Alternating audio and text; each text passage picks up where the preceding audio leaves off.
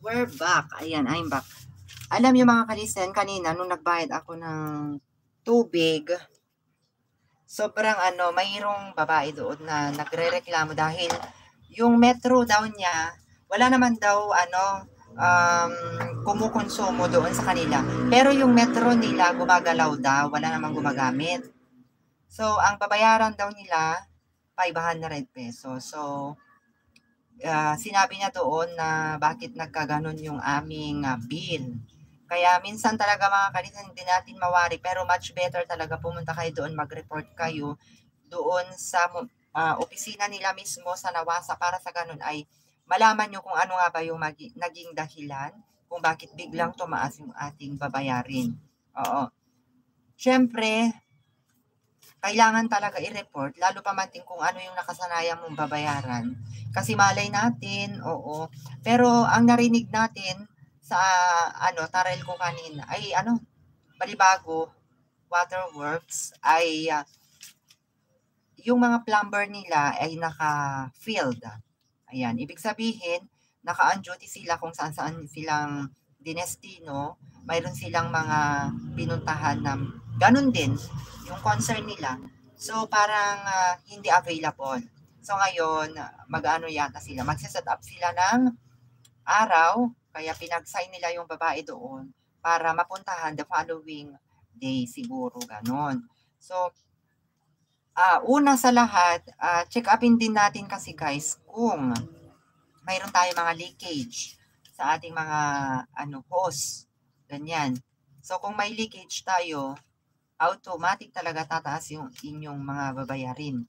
May mga ilan doon na na-encounter natin talagang nabigla sila dahil daw sobrang mahal na ang kanilang bayarin. Oo.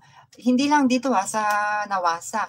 Alam nyo kami din, naka-experience din kami sa Tarelco, yung kuryente namin. Grabe, almost 5,000 yung binayaran namin nung time na nagbayad ako doon sa kuryente. So, kung magbabayad man kami noon, mga 3,000, ganyan, 3 plus, ganun lang. Pero ngayon, almost sa 5,000. So, ngayon, yan yung titignan natin this coming next bill payment namin kung ganun pa rin ba ang babayaran namin. Kasi kung pwede naman natin siguro magtanong doon kung bakit ganun na lang kataas pa yung ating nakonsumong kuryente. So, iba't ibang problema talaga sa ating mga babayarin. Pero much better na rin yan para malaman natin kung ano nga ba ang dahilan, ang pinagmumulan kung bakit gano'n na lang biglang pagtaas yung ating mga babayarin. Oo. So marami kaming Tamsakdan si Sikoy, Mami Liru, Lisongson, Chan Chan TV, thanks madam from Chan Chan TV. Ayan, shout out din sa'yo. Thank you so much din.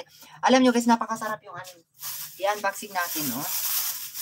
Masarap yung kanilang luto doon, oh. Ayan, oh. Itong sisig nila ay alam kong grilled muna nila, inihaw nila. So yun talaga yung inahanap kong sisig. Yung na-grill, tapos mayroong spicy na sipa, tapos sibuyas, ganyan. Masarap siya. So, nung natikman ko, hindi sa binablog ko pero marami na akong natikman dito sa Victoria, pero masarap talaga ito. Oo, masasabi kong masarap ito. Kaya, ire-recommenda ko sa inyo kung saan kayo bibili. Along the National Highway lang po. Correct me if I'm wrong, San Gabino yata doon. San Gabino kung hindi ako nagkakamali. So, ito, ngayon ko lang din matitikman itong Bicol Express.